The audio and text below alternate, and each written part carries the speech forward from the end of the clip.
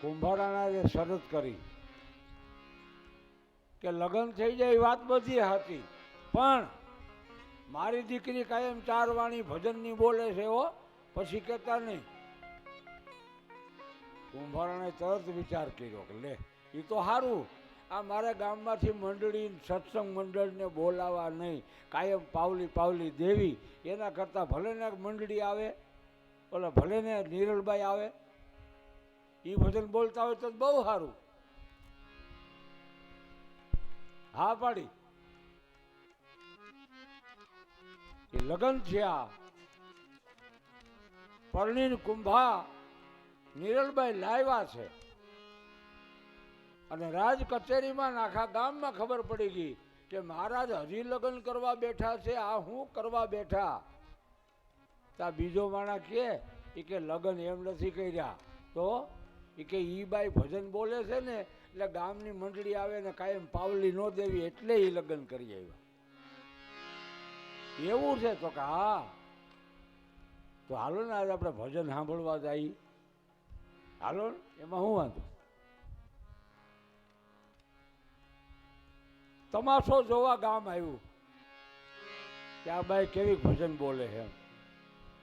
પરણીને આવ્યા પછી રાજ કચેરીમાં ચાંદીનું સિંહાસન મૂકવામાં આવ્યું, ચાંદીનું સિંહાસન.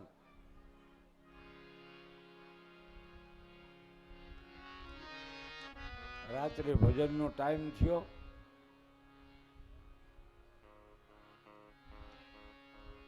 કુંભારાણા કચેરીમાં બેઠા છે અને નિરલબાઈ આવ્યા, એને આસન ઉપર બેહાડ્યા. ત્યાં તો ગામમાં ઓહાપો થઈ ગયો. અરે જે હાલી આવે છે ત્યાં તો એને ચાંદીના સિંહાસન ઉપર બેહાડવામાં આવી, અને એની 1500નો રાજમહેલમાં ખડભડાટ મચી ગયો કે આપણે કેટલા વર્ષ ત્યાં હેરાન થઈ છે, આપણે તો કોઈ દી કોઈ ભાવ પૂછતું નથી.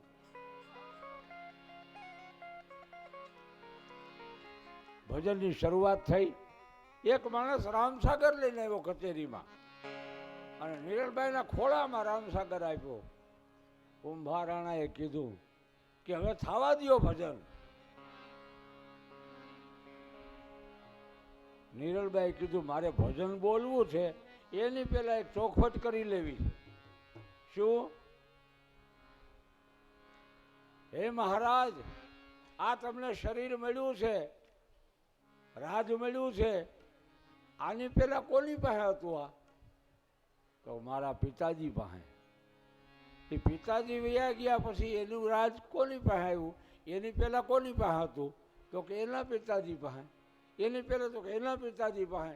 એમ કરતા કરતા કરતા એ પ્રભુની માયા છે, ન્યા સુધી આ છેડો ગયો. કુંભારાણા કે છે, કુંભારાણાને કે છે નિરલબા, આનું નામ તમારો દીકરો, એના પછી એનો દીકરો, એના પછી એનો દીકરો, આ વેલીનું નામ છે અમરવેલ. પુણ્યના સંસ્કાર હોય ને એની અમરવેલી હાલે. એ અમરવેલી ક્યાં આધારે? પુણ્ય રૂપી ખાતર આપ્યું હોય, સત્યના જળ સિંચા હોય, એ એના વેલું એમણે હાલી આવે. મહારાજ તમે વયા જાઓ કાલ સવારે, તો આ ગુરુ ગાદીનું, આમાં તો કોઈ મેં સપૂત જોયો નહીં ગાદી સંભાળે એવો, તો હવે તમારી છેલ્લી વાત છે આ. તો આ વેલીને અમર કરવી હોય, અમર રાખવી હોય, એના આ ભજન છે. ભજન મનોરંજન નથી.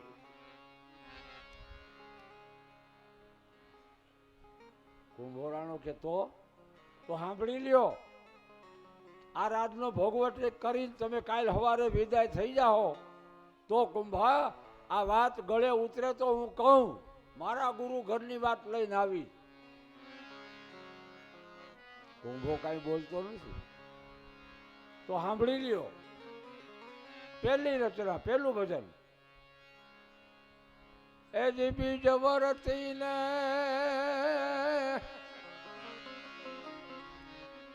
બીજ રહીએ વાવ્યા, વિશ્વાસ જાણી બીજ વરતી બીજ રહીએ વાવ્યા, વિશ્વાસ જાણી.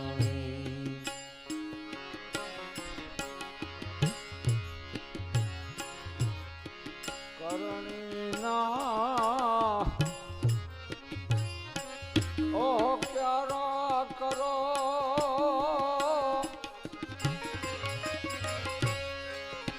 એ કમાયું ના એ કોઈ ક્યારા કરો એમાં સીજો પ્રેમ ના પાણી ગુરુ મારા સતની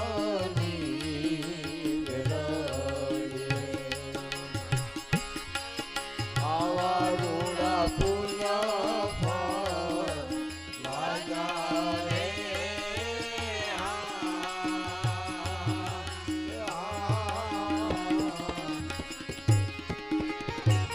એ પધારો ગુરુ મારા સતની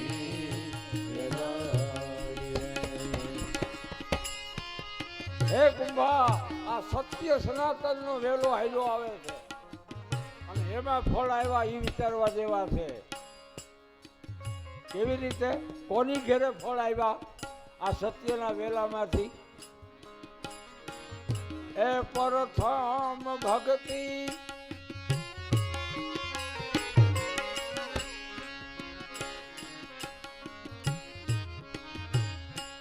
પ્રહલાદે જાણી રાજા હરિચંદ્ર ને તારા દે રાણી પ્રથમ ભક્તિ પ્રહલાદે જાણી રાજા હરિચંદ્ર ને તારા દે રાણી પાંચે પાંડવ એ છઠ્ઠા દ્રૌપદી પાંચ પાંડવ છઠ્ઠા દ્રૌપદી બળીને ઘેરે ઓળખાણી આવો આવો સતની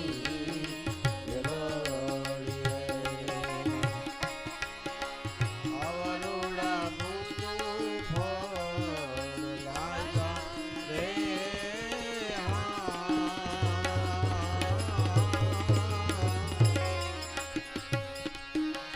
અને કુંભારાને તો મજા આવી ગઈ હો દોરવા માંડ્યો એક જ ભજનમાં શરૂઆત કરી તા વિનોદભાઈ બીજી વાત કહે છે કુંભા ભજન સાંભળવાનો વિષય છે અને કાનથી નહીં એ હવે અત્યાર સુધી કાનથી સાંભળ્યા હવે તમારે સાંભળવા હોય તો ધ્યાનથી સાંભળો કુંભો કે મને મજા તો આવે છે હો. આ વાત તમે ક્યાંથી લેવા કેવી રીતે તમારામાં કેમ પ્રગટ થઈ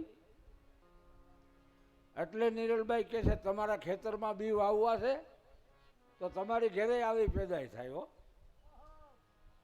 હા તો શું કરવાનું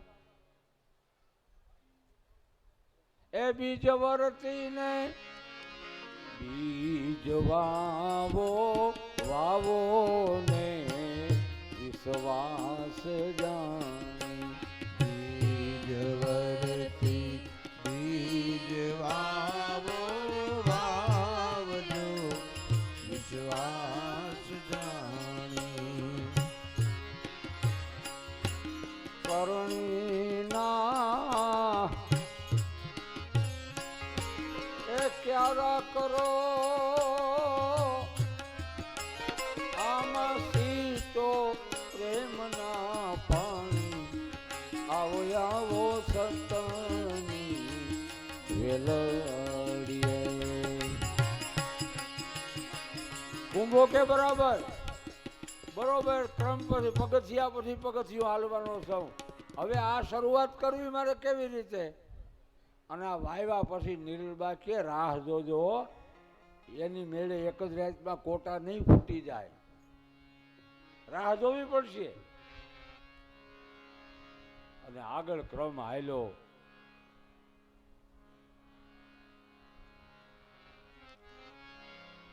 કુંભા આ ગુરુ ઘરનો વિવેક જ તમને યાદ કરશે કરવાનું એટલું જો આશરે આવે ને એની હારે કેટલો વ્યવહાર કરવાનો. ભાઈલાના ભાવ જાગ્યા ને જેવા રૂડા વેલડીએ રૂડા ફળ લાગ્યા. ભાઈલાના ભાવ જાગ્યાને વેલડીએ રૂડા ફળ લાગ્યા. એ ભાઈલાના ભાવ જાગ્યા વેલડીએ રૂડા ફળ જાગ્યા. આ મોંઘાને એ મારે મુલા કોઈ અમરાપુરમાં પાના. મારા સતની વેલડીએ આવા રૂડા પુણ્ય ફળ લાગ્યા રે.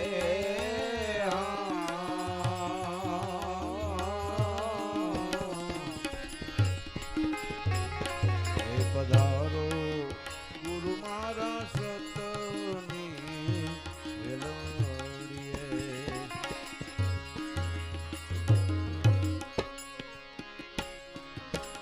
એ ભાયલા શું પૂરા ભાવ રાખો પછી ડાળું મેલી એના ફળ ચાખો. ભાઈલાથી ભાવ રાખો ને ડાળી મેલી રૂડા ફળને ચાખો. બોલિયા રે નિગલબાઈ સતી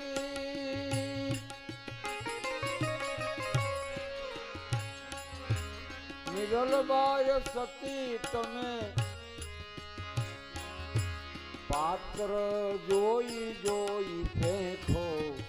આવો જાવો સતની વેલડીએ. આમ કાયમના તાર ભજન નિરલબાઈ સંભળાવે અને એમાં એક દી એવું બન્યું કે છેલ્લા 4 પદ આવ્યા તા તો આને રંગ એવો કે બાકી નોરી એવો રંગ ચડ્યો.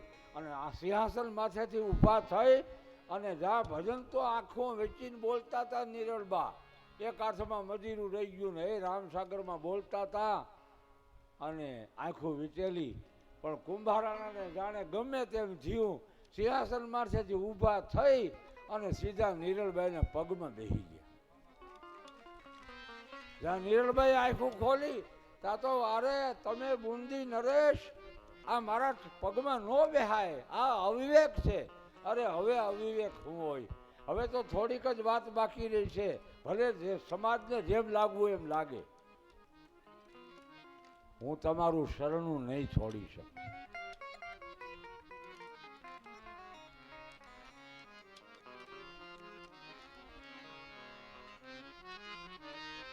કાયમના ક્રમ પ્રમાણે ભજન થાય. ભજન ગાતા ગાતા સમય વીતતો ગયો અને એમાં અષાઢી બીજ આવી.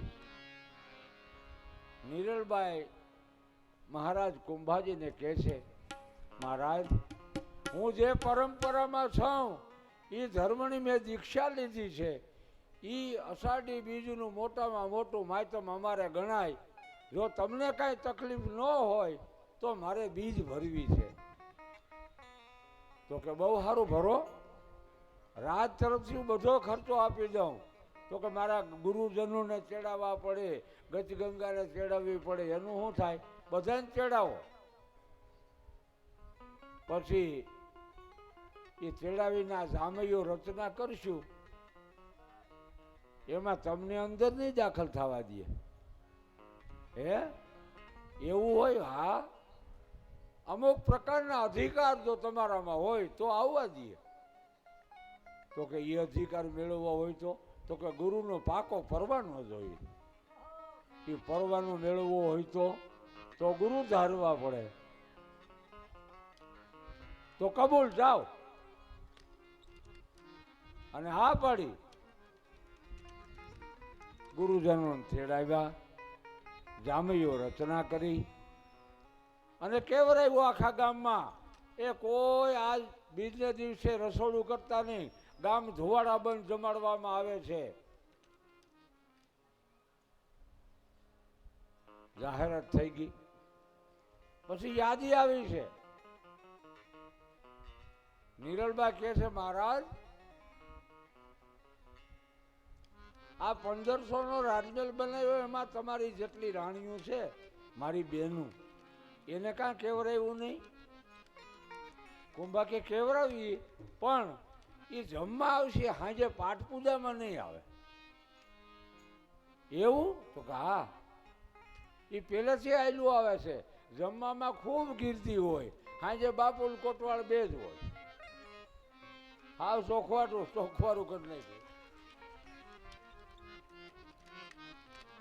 એ બગાડ ત્યાંથી આવેલો આવે, એટલે હેચકનું ખાઈને હુઈ જાય. એને ધર્મને હું લેવા દેવા.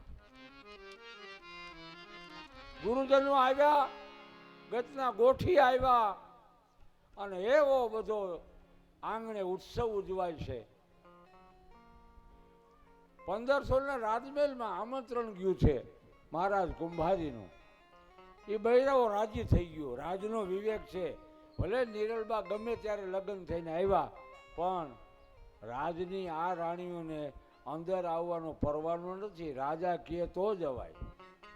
એ રાહ જોતી હતી, અને એમાં વાયક ગયું, રાજી થઈ ગયું કે હાશ, આજ આપણે એના ખેલ જોવા છે. આ બાઈ કાંઈક કરમત વાળી છે. રાજાના કુંજાને હું પાઈ દીધું. 2 મહિના સુધી રાજમહેલની બહાર નીકળે, વાતું જ કર્યા કરે, વાતું જ કર્યા કરે. હું બાઈએ પાઈ દીધું.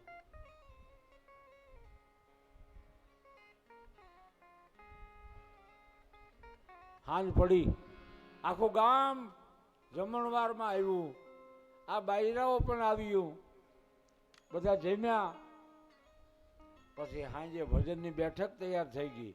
આ બાજુને કઈ ખબર નહીં.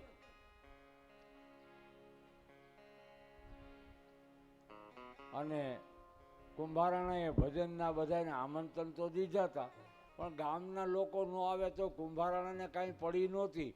કારણ કે 1500 રાણીનો, એમાં કેટલી 1500 તો ઘરનો ડાયરો હતો. બહારના ન આવે તો કાંઈ હાજરી ગેરહાજરી ન દેખાય.